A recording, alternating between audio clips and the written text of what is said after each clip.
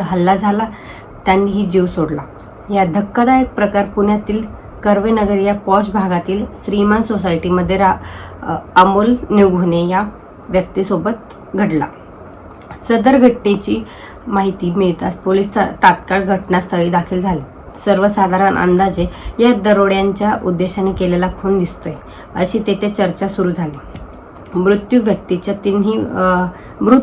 तिन्ही मुलींना आपल्या बापाची आपल्या समोरच झालेली ही हत्या बघून त्यांना एकदम मानसिक धक्का बसला। पण या घटनेमागे कोणीतरी गोड बंगाल नक्की आहे याची पोलिसांना खात्री होती। त्यांना काहीतरी खटकत होतं, म्हणून त्या दृष्टीने त्याने चौकशी केली असता ही चोरीची किंवा दरोड्याची घटना नसून त्यांच्या स्वतःच्या बायकोनेच त्यांच्या प्रियकराच्या नवऱ्याची हत्या घडवून आणल्याचे सत्य समोर आले। आणि